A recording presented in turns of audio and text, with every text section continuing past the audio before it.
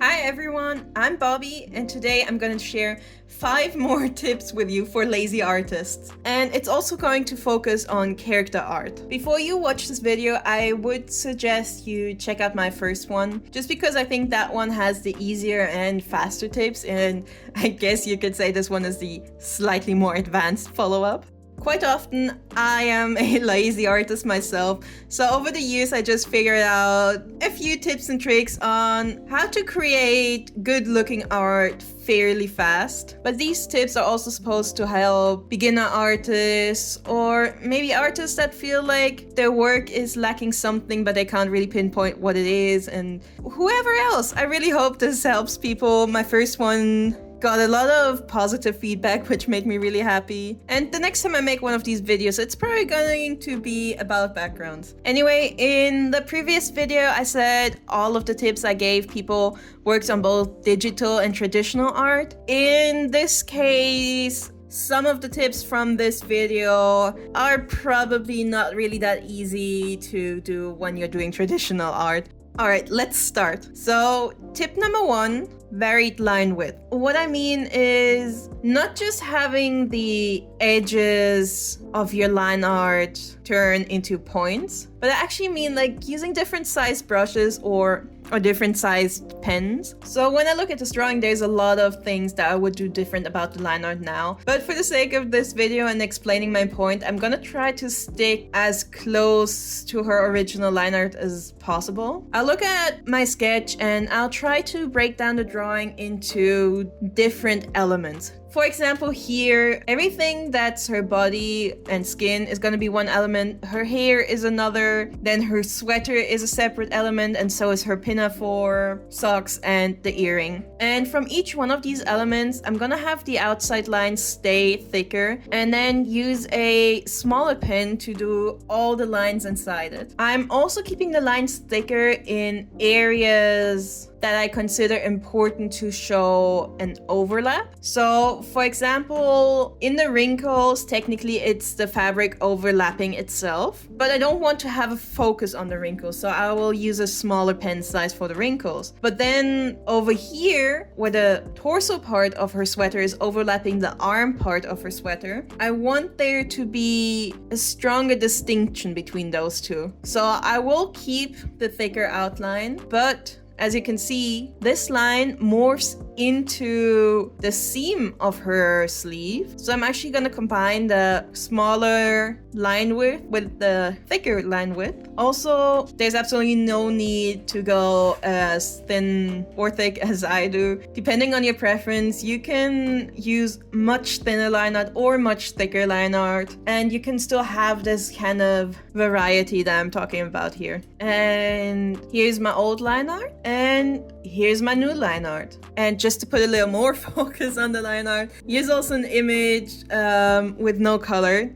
Then tip number 2, using pre-made color palettes or no colors. It took me years, so many years, to get a good eye for color. Like, a lot of my old art looked terrible because I struggled so much with picking colors, and something that would have helped me a lot back then would have been pre-made color palettes. So if you struggle picking colors as well, I would highly recommend them. You can just type it into Google, you'll find plenty of examples.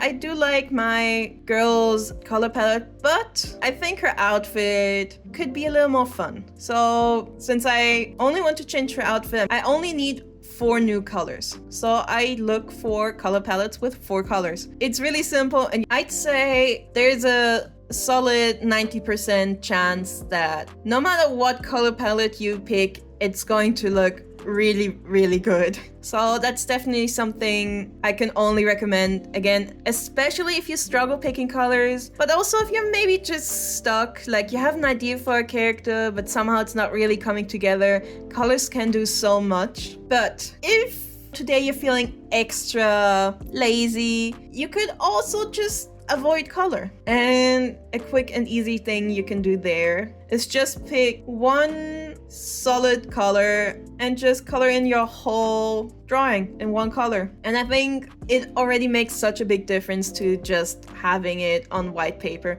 It looks way more like an intentional design choice than an unfinished artwork. And now let's compare her old colors to her new colors, for which I used a pre-made curated color palette. While I didn't hate her previous colors, I do actually much prefer the color she has now. And also I really enjoyed just trying out a whole bunch of other color palettes on her as well.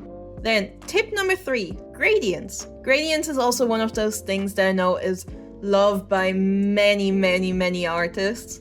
And not just people who draw characters, but pretty much for more or less everything. The way I like to do this is I won't add gradients to every single element of a character's design, but again, just the big ones. So again, in this case, it would be her hair, her sweater, her pinafore, and the socks. And what I then do, I add a clipping mask to my color layer, then color pick, for example, the color of the sweater, set the mask to multiply, then draw a line at the bottom of the sweater. Use the Gaussian blur, lower the opacity a little, just kind of to taste. And voila, there's the gradient in the sweater. I am using Procreate, and Procreate doesn't really have a gradient tool.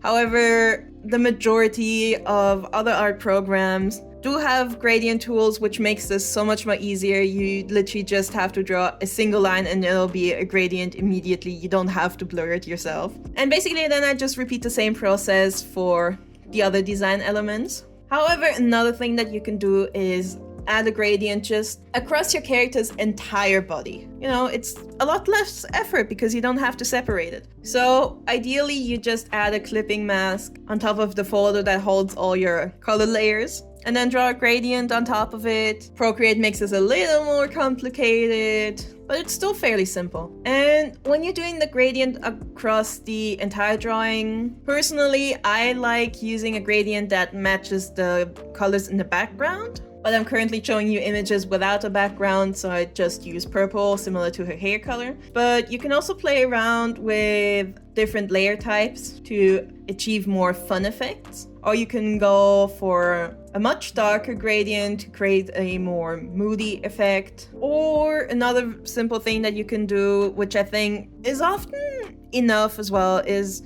just adding a gradient to a character's hair. Having a sort of ombre hair with two clashing colors could be really fun. Or if you would like it to be a little more subtle, like for example, her hair color is supposed to be purple. So I could also pick an adjacent color like pink to add the gradient. And in general, I think gradients are great if you have a drawing that has a lot of, I guess, sort of a blank space with not a lot of detail going on. Like for example, if you drew, a Grim Reaper and most of his body is just a long black cape, adding a gradient really helps add a little more visual interest to the design. Okay, and again, here we have my drawing with just flat colors. And here she is with some gradients. I really love how even very subtle gradients can have quite a strong effect on the drawing. Then tip number 4, and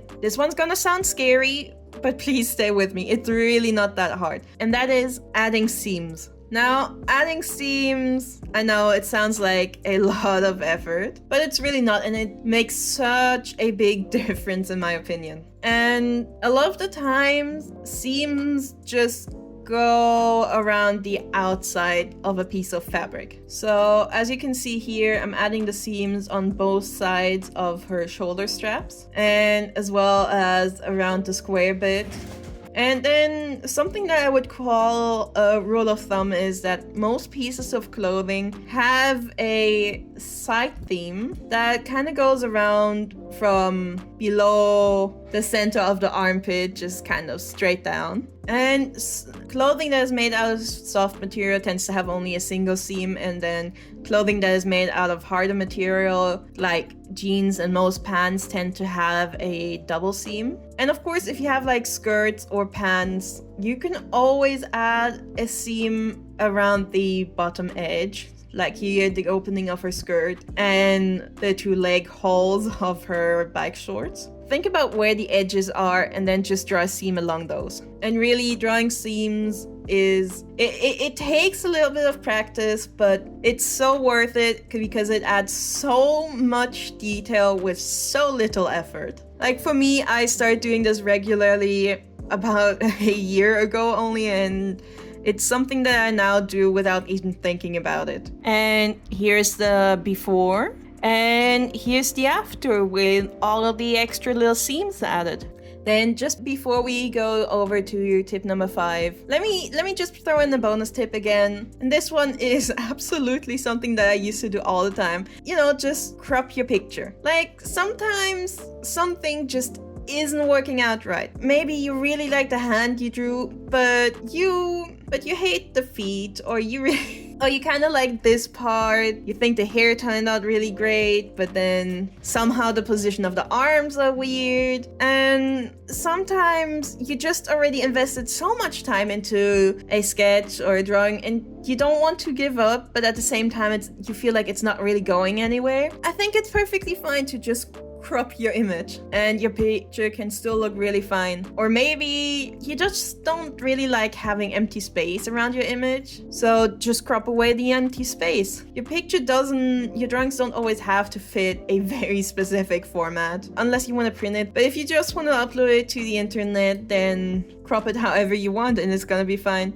Also, you don't always have to crop close to the image. You can also instead add more space as well, just to have a bit more fun with the composition of the overall artwork. Not everything always has to be perfectly centered. And now the last tip number 5, add textures. Textures is something that pretty much every artist I've ever talked to about how to make your art look better has been telling me textures is the way to go. And I do still kind of agree with it. And even the last time I posted my first video with the 5 tips for lazy artists, I've also had someone comment about textures. And it's something that you probably came across in other art tutorial videos as well. But that's because textures are probably one of the simplest ways to make your picture more interesting and adding a little more pizzazz. So once again, if you just look it up on the internet, you can find a lot of textures, or you can just, use your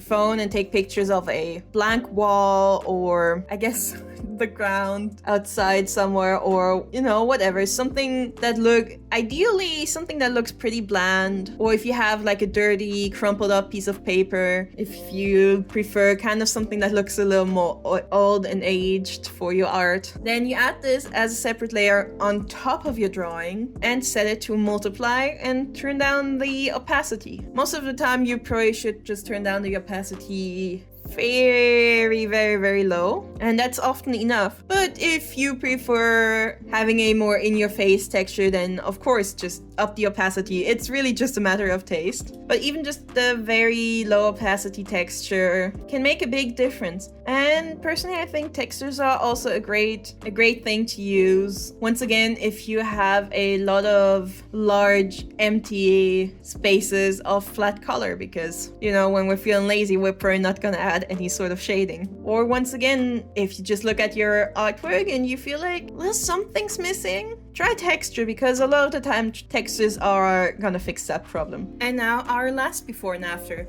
Once again, here's my girl with the flat colors, and here she is with an added texture layer. So those were my 5 tips, and now let's look at all of them together. So just to start off with, here is the before picture. She looks fine, but I think we can do better. So here is the after. It's really not a lot of work, but I think she looks a lot more interesting. And also the after looks a lot more like I know what I'm doing. Also, here's a cropped version of her. For the cropped version, I also added a white background because just to make the cropped lines a little more clear. And of course, you listen to what I said in the beginning and watch the other video first. But if you didn't, spoiler alert, because here's what she looks like if we combine the tips of this video with the tips that I shared in my very first video. And voila! Overall, these are 10 to 12 steps, which sounds a lot, but truly, in my opinion, these are very simple and you get used to doing them really quick. You could also write them down as a little checklist if you really wanted to. And they can really elevate a simple drawing or even a sketch to something that actually looks like a finished, rendered illustration. And I really hope that these tips are gonna help just as much as my first ones did. And if you like this video, it would really make my day if you could consider to like, comment, and subscribe. And maybe check out some of my other videos. You can also check out my Ko-fi for some free stuff. And it's a little lackluster right now, but I will continue to update it in the future. But anyway, that's it for this week. Check in again next week for another fun video. And I hope you're gonna have an amazing weekend. Goodbye!